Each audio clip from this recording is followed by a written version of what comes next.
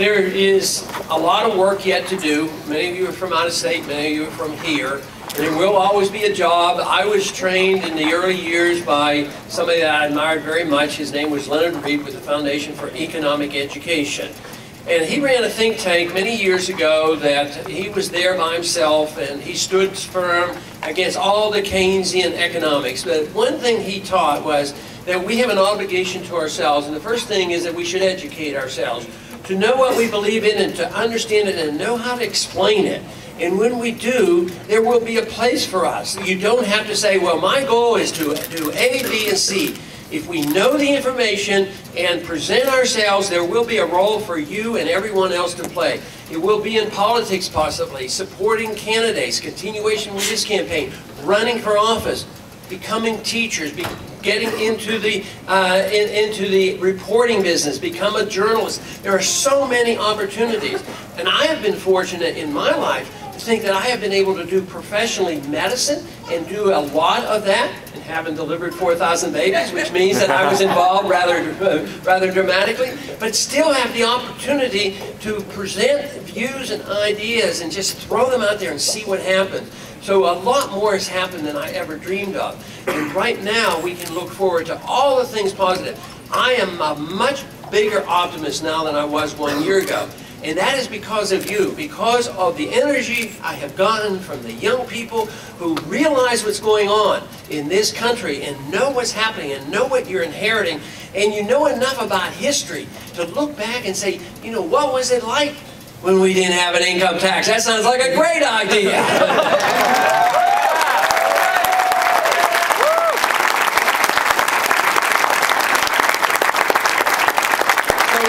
It's a tremendous opportunity if you see what's going on and read what's happening. There is a very, very powerful spirit in the country right now today about our movement towards freedom and liberty, to emphasize that which made the country great. And this, to me, is what we should be thinking about, the future of the country. And we just do what we have to do. And the biggest job we have when you're involved in politics is to not only know and understand what freedom means, but to be able to present it so that we come across as the people that know how to be compassionate and to take care of people. So it's so easy to paint us as people who are uncaring. You know, like, you don't support the war, so you don't support the troops. And if you don't support the troops, you're unpatriotic. That kind of nonsense. In the same way, if you don't support the welfare system, you don't support the poor people. If you support the poor people, what we need to support is sound free market economics and individual liberty and a sound monetary system. That's right.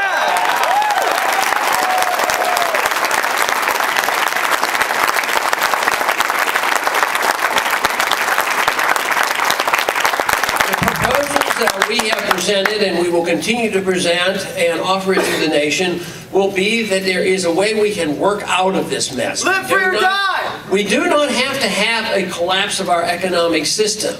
But if we as a country do not have a change of our policies, yes, we are going to face even more and tougher times. But that just puts a greater burden on us, and there's a greater burden on you than the average person because you know better. So you have an obligation to spread this message. Others don't know any better, so they don't have this obligation. You have, I don't know, fortunately or unfortunately, you are now responsible because you have the message, you know what is right, you know what has to be done, and you know that it will be dependent on you, to do it. If we do not change our ways, you know I've talked about this a whole lot, we're going to have a financial crisis in this country. And we're seeing it evolving every single day. We see the devaluation of the dollar. They talk about oil prices going up and gold prices going up. That's nonsense. It's the value of the dollar going down because we live beyond our means and we resort to just printing money out of thin air. And then they talk about us being on fringe and having wild ideas. What about the people who believe in this nonsense that you can spend money endlessly and print the money you need? That doesn't make any sense.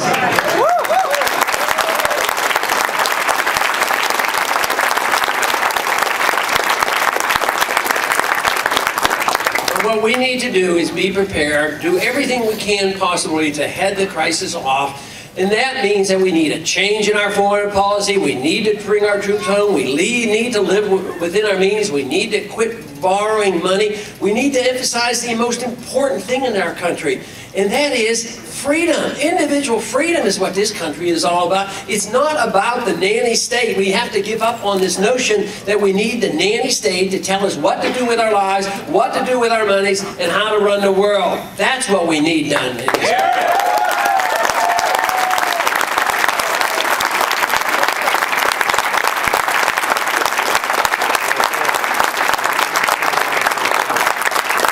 To me, it's important because it is a personal responsibility. If we have our freedom and our liberty, what we do is we create a people that has the energy to create wealth and the responsibility to take care of ourselves. The responsibility to seek virtue and seek excellence. That is what life is all about.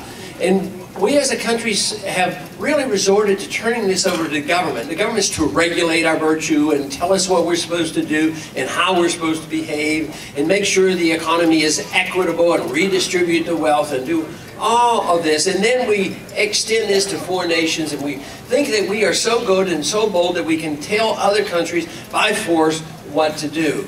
But it is individual freedom that we seek. All political action should seek out individual freedom. Then that is what the country is all about. That is why our country has been great. This is why we has been prosperous. And this is what is so devastating to me, because I come to you as young people and I say, our generation we have not done a good job. We have delivered you a lot of debt, and we have undermined your liberties. You don't have your privacy, you don't have a sound currency, and you have commitments around the world that are endless, and we can't afford them, and you can't afford them. You can't even afford to pay into Social Security anymore. That's why I want to get you out of Social Security.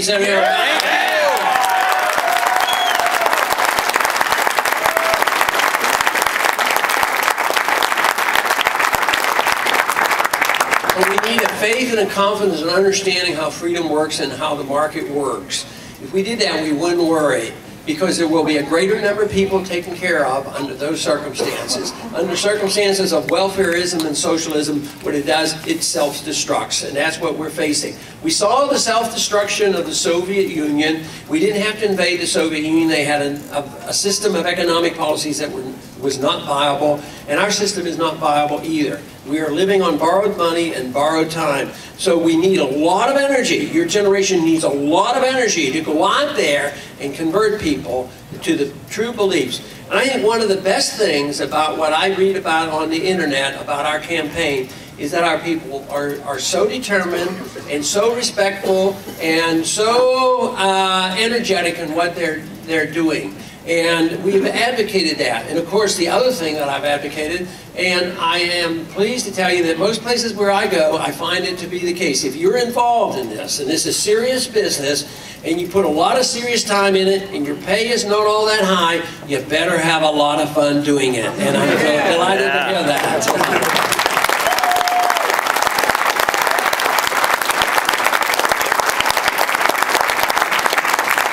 Once again, as I have always finished up all my speeches, and that is with the word of optimism. There's no reason we have to be despondent. We know how we got into our troubles. We know where our problems are. We know what we should have done. We know where the answers are, and that is believing in our Constitution, believing in limiting government. That is what the Constitution is for, is to limit the size and scope of government, to release the people. The people are to be free, and things will work out. So I'm an optimist there, but more optimistic now than I was 1 year ago, because I was concerned, and I argued the case. There wouldn't be enough people. There wouldn't be enough young people responding. There wouldn't be enough left in the remnant who remembered and knew